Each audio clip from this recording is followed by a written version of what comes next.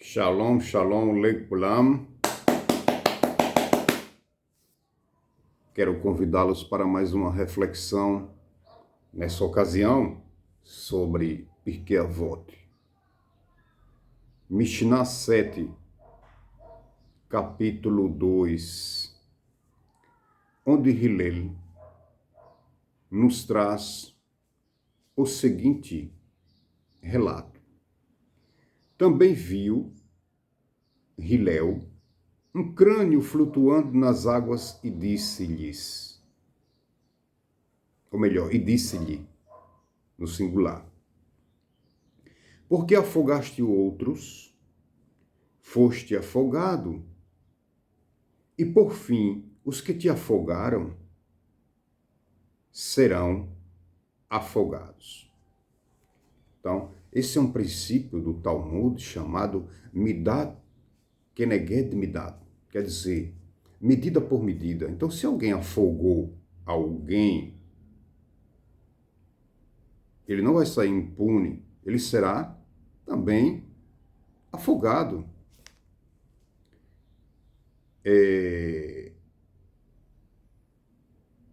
Esse é um conceito em que uma pessoa pode achar que vai sair impune de um crime de assassinato.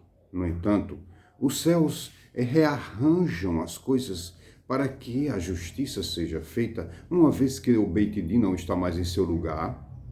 O Beit Din é uma corte rabínica em que, quando o templo de Jerusalém estava em seu lugar, estava reconstruído, estava no auge, em que se fazia justiça, e a justiça era uma justiça, deveria ser uma justiça plena, e foi durante um bom tempo, e por isso que o templo foi destruído, porque a justiça havia se corrompido de tal forma que o Criador tomou para si essa responsabilidade de trazer juízo.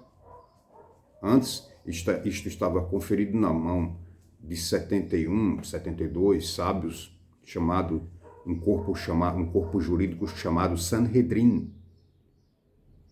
Hoje não temos mais o Sanhedrin. Antigamente, o Sanhedrin determinava os seus decretos, a pessoa era morta, por uma das 4 formas de se punir uma pessoa, que era a queima, a decapitação, o apedrejamento e a asfixia. E a pessoa, ela ia diretamente para o mundo vindouro, sem precisar ir para o purgatório, por causa da morte terrível que ela passou, expiava todos os seus pecados, a sua alma chegava diante do santo abençoado seja de forma limpa, assim como Hashem nos deu, quando nascemos, uma alma limpa. Então, interessante frisar que Hillel viu uma caveira flutuando, algo impressionante. Como que uma caveira flutua? Então, algo impressionante. E ele chega a dizer que você afogou alguém, então você, a quem te afogou, vai ser também afogado. Me dá, Keneged me dá. Justiça de Hashem, medida por medida. É interessante frisar que uma pessoa poderia ter escolhido não afogar outra, mas por que afogou? Se essa pessoa que afogou a outra não tomou para si ser um justiceiro, dizer, não, vou agir pela honra dos céus e vou matar este indivíduo porque ele é um perverso, um brechaim, um cara que só faz o mal aqui, um assassino terrível, um psicopata, um serial killer. Temos que dar um jeito em alguém assim, porque sabemos que a psicologia forense nos mostra que algumas pessoas são irrecuperáveis. O psicopata, o serial killer, o pedófilo, são pessoas degeneradas de tal forma que não há mais nenhuma recuperação para elas. E então ele agiu por desejo de cometer crimes, simplesmente, porque era esse o seu instinto malévolo de cometer crimes. E não, ele não agiu para matar aquele que havia sido afogado, ao qual a caveira flutuava, aquele que o matou, que perpetrou este crime contra ele, não agiu por honra aos céus. Até porque o Sanhedrin é quem fazia isso. E hoje as coisas foram a justiça que estava na mão dos homens eruditos, sábios, preparados, por uma ocasião ou outra que as coisas começaram a acontecer dentro do corpo jurídico e em toda a sociedade judaica estava corrompida, e poucos foram aqueles que se mantiveram fiéis à Torá e às mitzvot. Então Hashem destruiu sua casa, o Beit HaMikdash, e o governo romano foi uma vara na mão do Criador para corrigir Bnei Israel por causa dos pecados de Bnei Israel. Só que essa metáfora mesmo também pode ser entendida como uma forma de não se expor para não ser punido pelo Império Romano, com a seguinte alegoria de que a caveira que foi afundada na água, afogada, representando o Israel, que foi afogado pelo santo, né, espiritualmente falando, porque perdeu sua glória, sua honra, perdeu o templo, foi para o exílio, se tornou vexame e vergonha entre as nações. Sim, né?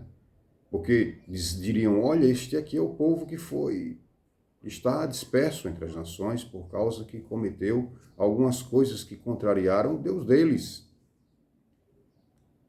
Então, nesse aspecto, Hillel vem trazer que também vocês, romanos, que afogaram a gente, claro que vocês foram varas na mão do Eterno para nos punir por causa dos nossos pecados, mas também vai chegar a vez de vocês. Vocês também serão afogados. Então, por quê? Alguém que vai fazer algo nesse sentido de agir como um justiceiro, ele deve ter em mente que a justiça pertence a Hashem agora.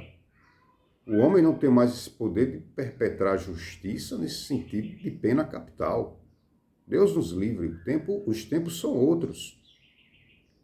Hashem mesmo fará isso, executará a pena capital. O Talmud relata que, para reforçar a questão da reencarnação, que é chamada de rotação, é o termo mais correto, em hebraico significa Gilgulim,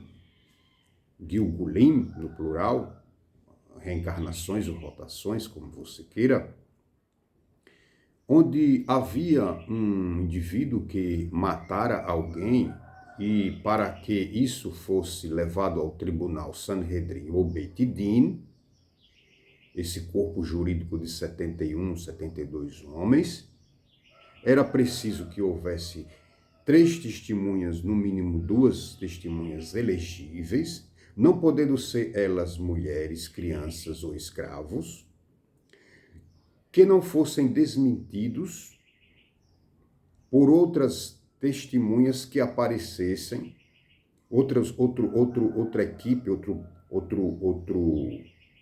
rol de testemunhas, 2 ou 3 no mínimo, e esse rol de testemunhas que viessem desmentissem aquele primeiro rol de testemunhas, dizendo, não, nós vimos vocês, testemunhas que estão querendo acusar esta pessoa, nós vimos vocês em tal e tal lugar, em tal e tal horário este que coincidia com a morte da vítima.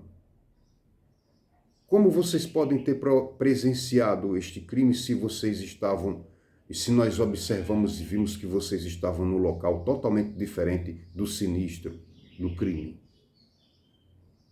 Então, essas pessoas eram desmentidas, descaradas, desmascaradas, e se fazia a elas o que se pretendia fazer à vítima. Então, o Talmud conta que um sábio, um grande sábio, presenciou um criminoso esfaqueando um corpo, a faca estava cheia de sangue, estava sobre o corpo. Ele olhou o sábio olhou para um canto, olhou para o outro, não tinha mais ninguém, só ele. E aí ele olhou para o indivíduo e disse: "Senhor Achá, você é um perverso. Por que você está fazendo isso?" Ele disse: "Você não pode fazer nada contra mim. Você está sozinho e o tribunal não vai aceitar o seu relato." Ora, como pode? Ele estava com a prova do crime ali, a faca sobre o corpo, mas porque tinha uma só testemunha.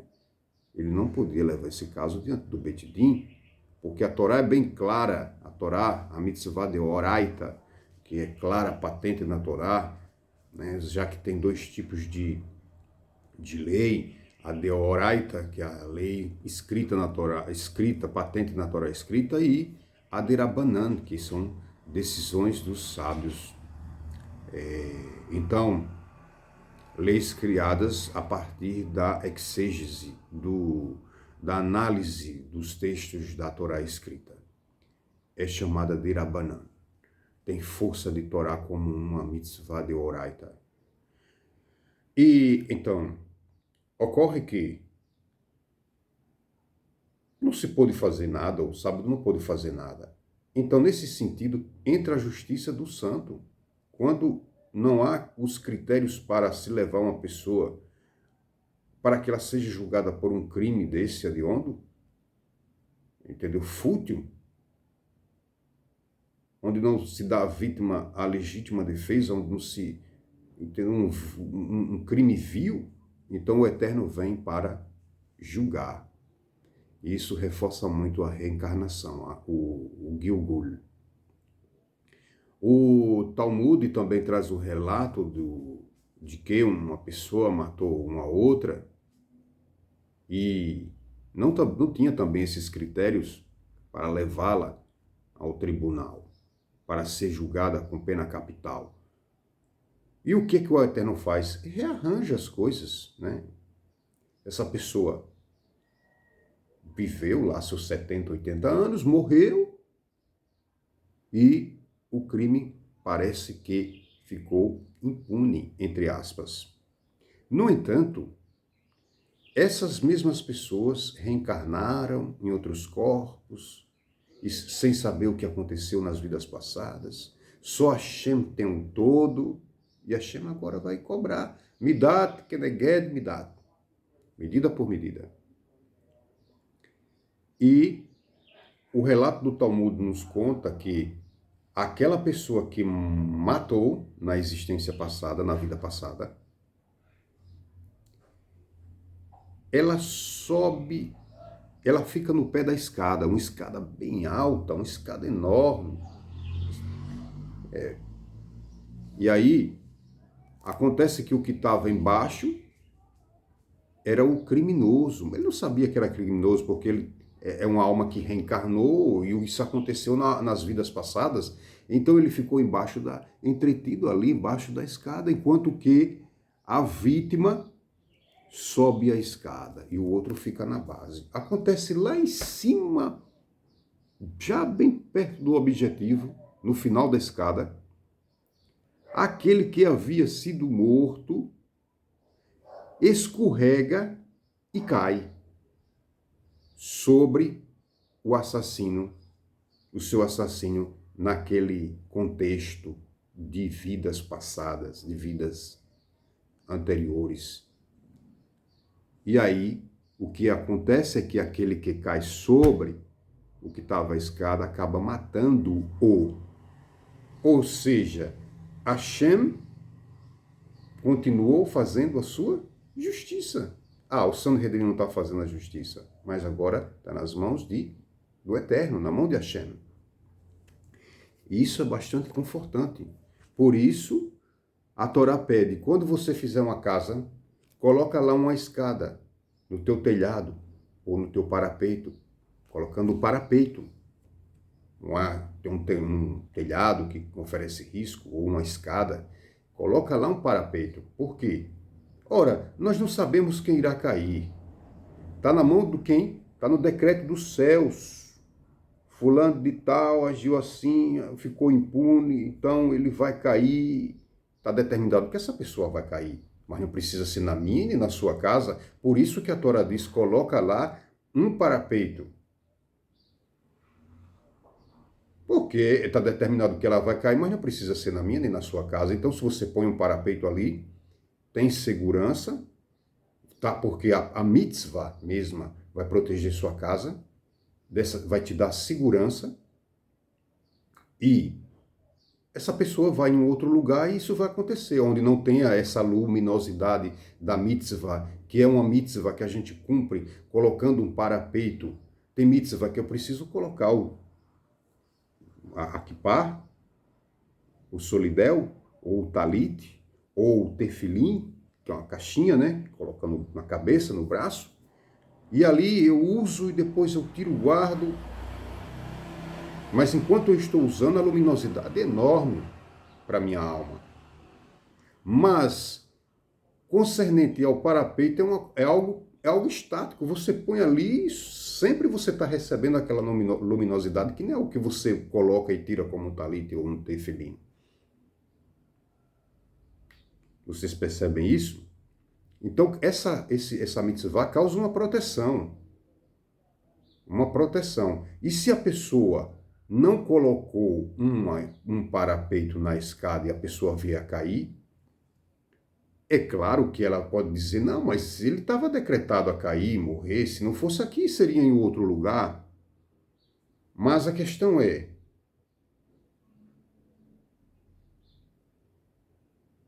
você sabe disso, que ele iria morrer, que estava decretado, porque o Talmud diz, olha só, vou ler aqui no Mishnah, um homem não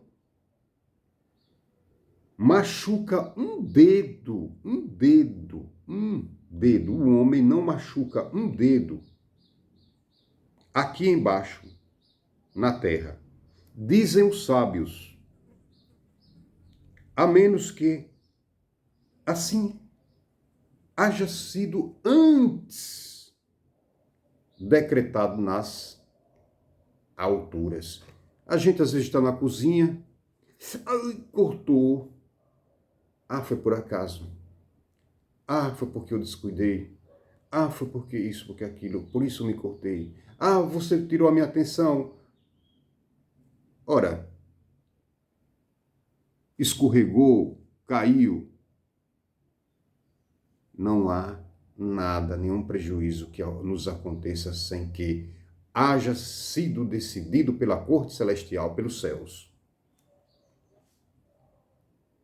Eu torci o pé, eu amanheci assim, cortei não sei o que, me feri, me bati não sei no que, machuquei minha cabeça. Um acidente doméstico apenas, será? Não.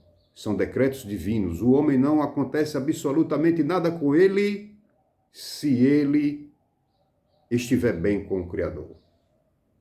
Prova disso, o Talmud traz também o sábio Haniná.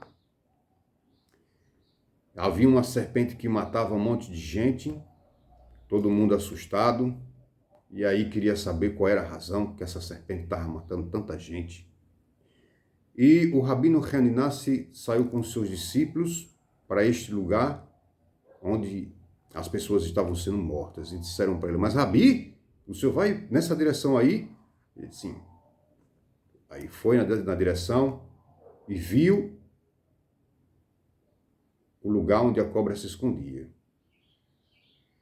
Ele colocou lá o pé dele lá no buraco.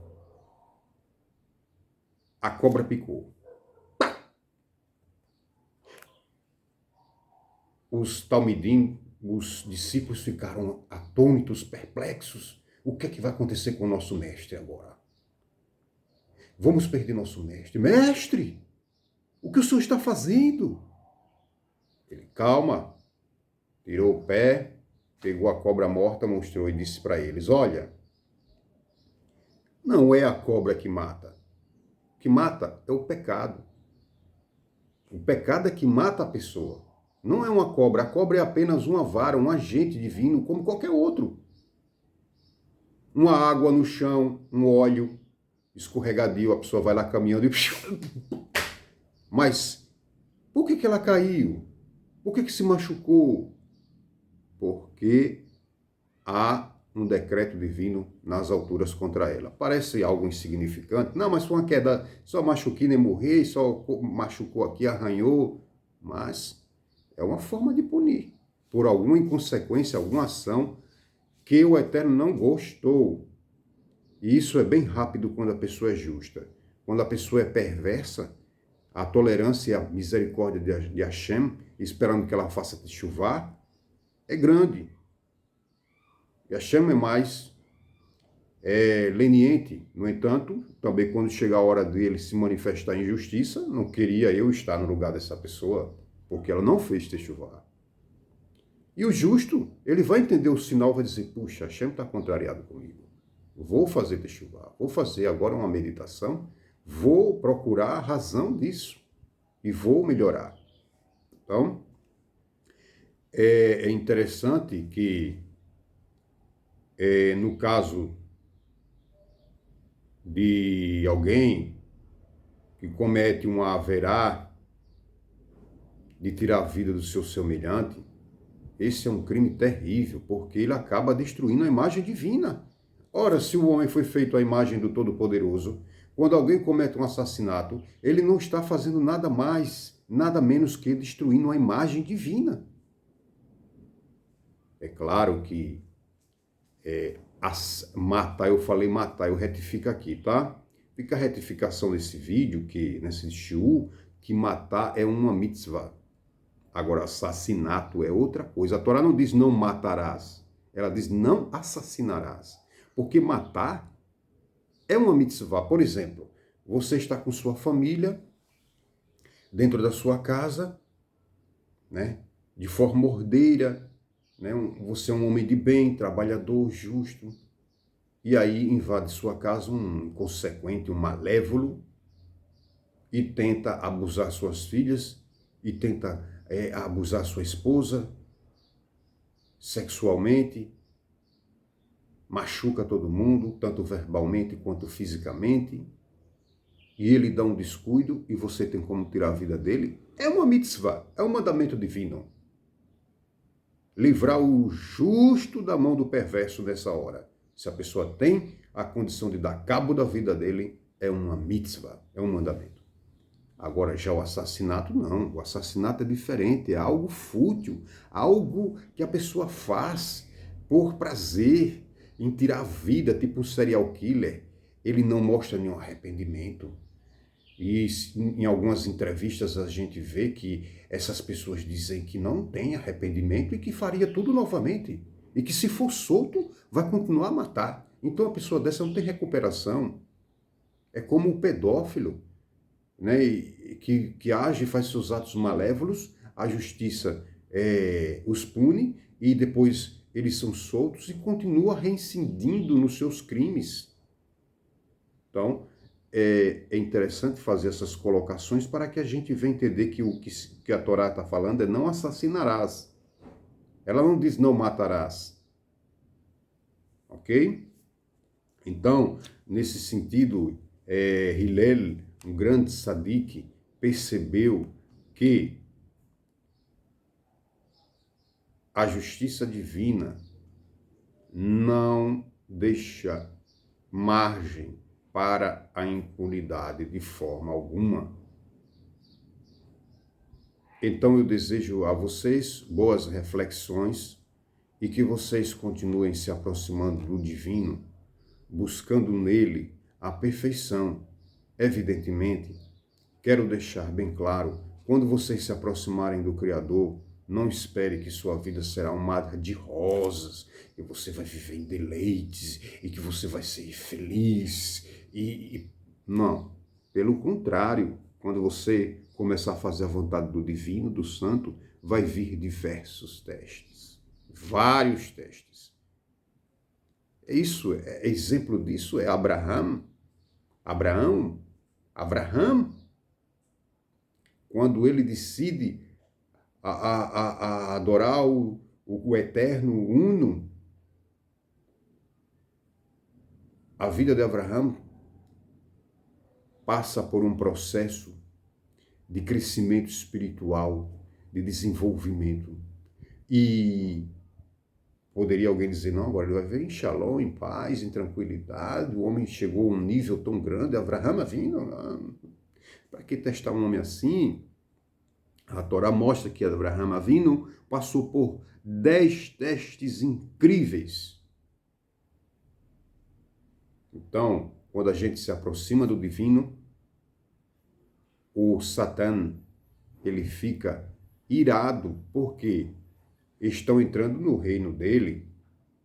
Ele tem lá os seus servidores, os seus funcionários, Satã tem os seus funcionários, e agora este Abraão, que está indo na direção de Hashem, está chamando as pessoas, vem cá, no deserto as pessoas com fome, com sede, Abraão fica à espreita, esperando, atento, sagaz como a serpente, para fazer o bem.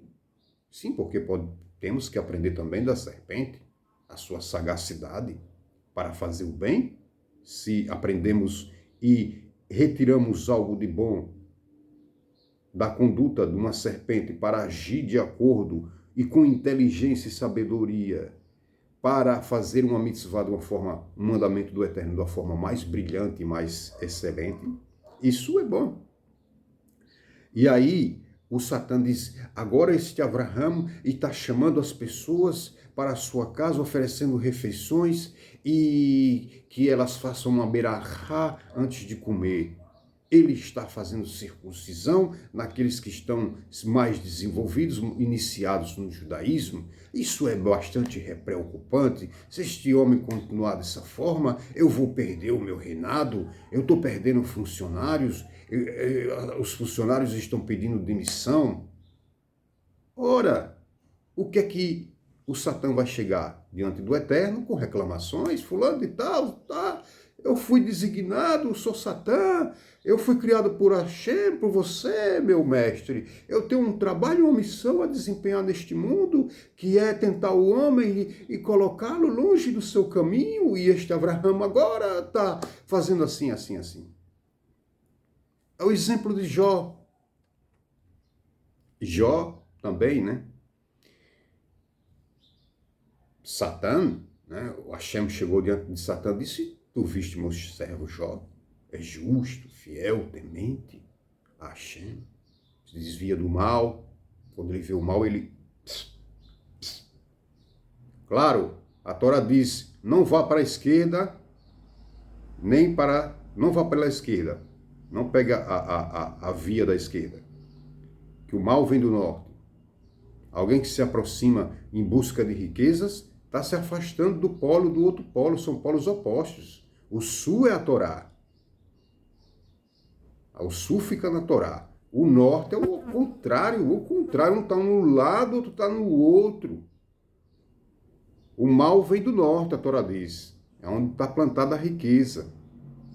E quem vai nessa direção está correndo grave perigo. Por isso que Abraão disse a Ló. Abraão conhecia a natureza de Ló. Disse a Ló, Ló, se você... Sabia que Ló era um Orechaim, alguém muito ganancioso, que queria enriquecer a todo custo. Ele amava o luxo e o glamour e a ostentação. Quando ele mirou os olhos, que ele viu as campinas de Sodoma e Gomorra, ele se enamorou com aquilo. Abraão era profeta, sabia. Abraão disse, olha, se você for para o sul, eu vou para o norte. Se você for para o norte, eu vou para o sul. É claro que Abraham queria ir para o sul. É claro que Abraham não queria ir para o norte. É claro, é óbvio. Mas por que ele disse isso então? Que se você for numa direção, eu vou na outra oposta. Porque Abraham conhecia a natureza de Lot. Lot era seu sobrinho, ele conhecia quem era Lot. E ele sabia que Ló escolheria mal, escolheria as campinas de Sodoma e Gomorra. É claro que ele tinha o livre-arbítrio e a possibilidade de escolher. Não, Abraham, eu quero ficar com você, você é meu mestre, você é meu tio, eu quero ir na sua direção, você está com Torá, Shem está com você. Mas não, o encantamento, o brilho do ouro, Sodoma, as ruas de Sodoma eram de ouro. A riqueza era incomensurável. E Abraham seguiu na direção do sul, na direção da Torá. E Ló seguiu na direção do norte, a riqueza. E olha o fim da riqueza qual é? O extermínio. E às vezes extermínio em massa. Então, Abraham, um tzadik, e Lot, Murechai. Falamos ainda há pouco de Jó. Jó, por que Jó passou o que passou? Jó era a reencarnação de Terá, o pai de Abraham. E por que Jó estava agora passando por tudo aquilo, todo aquele infortúnio? Porque Terá, ele entregou o seu filho a Nimrod. E Nimrod o sacudiu dentro da fornalha de fogo.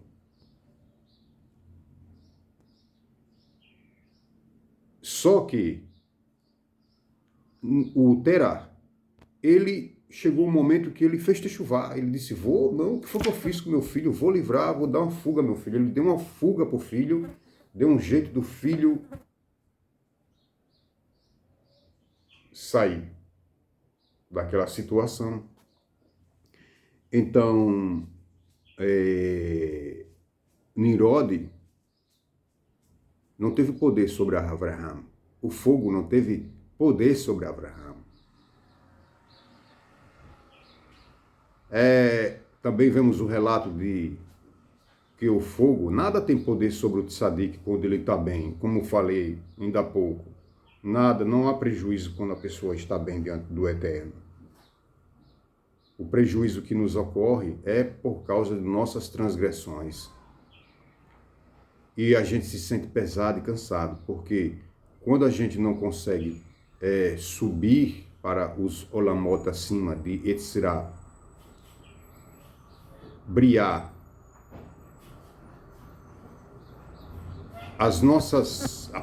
quando a gente se acorda, nosso corpo está cansado, a gente está pesado, porque a gente ficou nessa dimensão aqui. A nossa alma, depois que acorda, ou depois que dorme, fica por aqui. Os demônios que a gente cria com nossas más ações não deixam a gente subir e nossas almas serem revitalizadas e receber o gozo nos mundos, nos olamotes superiores e receber a luz do eterno lar. De modo que quando a alma volte descansada, tranquila, entendeu? Revitalizada, isso repercute em todo o corpo. Porque o corpo e a alma é uma estrutura só. Então, nesse sentido, eu quero que vocês analisem essa questão, porque pelo fato de Jó ter entregado seu filho, né, porque o filho pegou os ídolos do pai e destruiu. O Terá era um idólatra, um vendedor de ídolos, e colocava o seu filho para fazer isso. Abraham, com sua sabedoria, pegou o ídolo maior, que tinha um martelo na mão, e é claro que foi Abraham que destruiu todos aqueles ídolos. Mas quando o pai perguntou, o que foi que você fez com os ídolos? Cadê os ídolos? ele disse que o ídolo maior se revoltou e pegou o martelo e quebrou os outros todos. Isso está no Midrash. E esse relato foi levado para Nimrod. Nimrod disse, seu filho está mentindo? Como é que pode? Não sei o quê. E aí Abraão disse, mas espera aí, vocês não acreditam no Deus de vocês que eles podem fazer coisas? Como é que agora você está dizendo que isso é impossível, que o ídolo maior pegou e destruiu os outros? Você não disse que eles fazem várias realizações, vários milagres, e vocês rezam a eles e eles são poderosos? Como então ele não pode ter feito isso? Então vocês não acreditam, então não é verdade isso, os ídolos de vocês não são verdadeiros. A partir daí, isso se tornou um caos na vida de Abraão. Ele ainda é um jovem, muito jovem. Mas Hashem livrou Abraão do fogo da fornalha, essa aqui é a questão. Se ele foi jogado lá ou não é uma outra questão. Mas Hashem livrou ele da fornalha, Hashem deu fuga para ele e Terah fez techuvá com relação a isso. Por isso, teve um leque de oportunidades e grandes bênçãos, grandes brachot, para reencarnar numa pessoa justa como Jó. Mas isso Hashem não deixou impune, e por isso que Jó passou o que passou.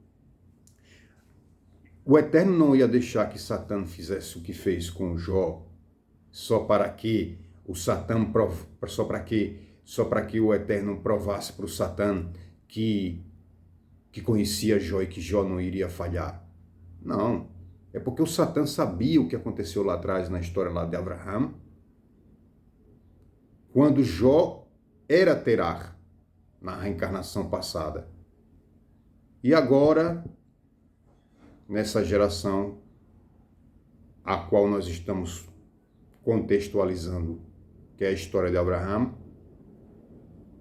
e Terah, agora, mais à frente lá, né, uma geração mais à frente, Lot, ou Terah, reencarna em Jó e recebe Midat, Keneged, Midat, medida por medida, pelaquela ação que ele fez com o filho. Recebeu o mérito, sim, de reencarnar uma pessoa justa, rica, cheia de sabedoria, uma pessoa incrível, um grande sadique, mas também foi julgado e passou pelo que passou, pelo aquele infortúnio, para poder espiar o fato de ter entregado seu filho nas mãos, um seu filho justo, entregado às autoridades e de modo que chegou ao conhecimento de Nimrod. Eu deixo para vocês essa reflexão, que Hashem fale mais ao coração de cada um e traga os esclarecimentos devidos sobre este assunto de forma mais profunda. Eu desejo a todos uma excelente semana. Daqui a alguns dias estaremos comemorando Hanukkah, a festa das luzes. Então desejo a todos vocês Chag Sameach, uma feliz festa e das luzes. E peço a você que deixe o seu like, isso ajuda muito a plataforma, que você vai lá e siga, clica lá, siga, deixe o seu comentário, que é muito importante, e vai na setinha ao lado lá e compartilha. Essa é uma forma de você estar ajudando a difundir o conhecimento da Torá e o conhecimento do Eterno para mais pessoas. Shalom, shalom, lekulam.